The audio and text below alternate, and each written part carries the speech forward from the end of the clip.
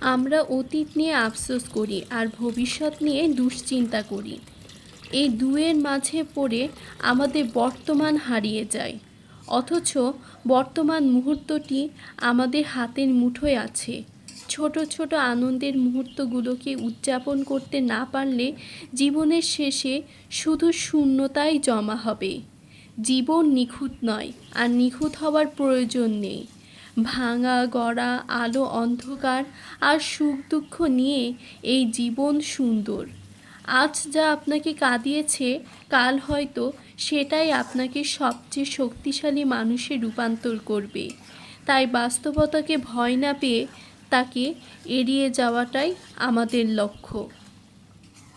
মানুষ মাত্রই ভুল করে, কিন্তু সেই ভুলগুলোকে আঁকড়ে ধরে বসে থাকার নাম জীবন নয়। প্রতিটি ভুল আমাদের এক একটি নতুন শিক্ষা দেয়। পরিপক্কতা মানে প্রতিশোধ নেওয়া নয়, বরং চুপচাপ পরিস্থিতি মেনে নিয়ে নিজেকে সরিয়ে নেওয়া এবং ক্ষমা করতে শেখা। জীবনের কঠিনতম যুদ্ধগুলো আসলে একাই লড়তে হয়। নিজের ছায়াও অন্ধকার রাতে সাথে থাকে না। অনেক সময় নিঃস্বার্থ ভেবে গড়ে তোলা সম্পর্ককেও স্বার্থের দেয়াল এসে দাঁড়ায়। সময়ের পরিবর্তন, সময়ের সাথে সাথে চেনা মানুষগুলো অচেনা হয়ে যায়। মানুষ সামাজিক জীব, আমরা সম্পর্ক ছাড়া বাঁচতে পারি না। কিন্তু জীবনের এক একটি মোড় আমাদের শেখায় যে সব সম্পর্ক আজীবন একরকম থাকে না। আমরা যা চাইব ঠিক তখনই তা পেয়ে যাব, এটি ভুল ধারণা।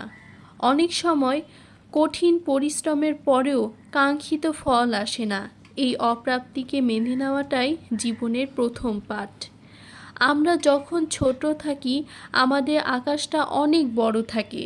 বড় হওয়ার সাথে সাথে সে আকাশটা ছোট হতে থাকে, আর বাস্তবতার দেয়ালগুলো চওড়া হয়।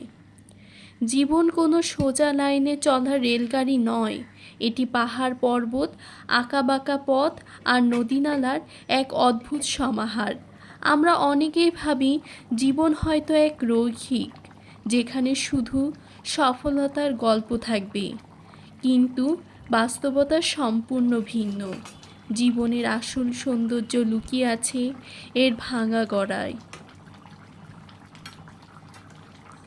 ভিডিওটি আপনাদের কাছে কেমন লাগলো অবশ্যই কমেন্ট করে জানাবেন, এবং আমার রান্নার রেসিপিটি কেমন লাগলো অবশ্যই কমেন্ট করে জানাবেন।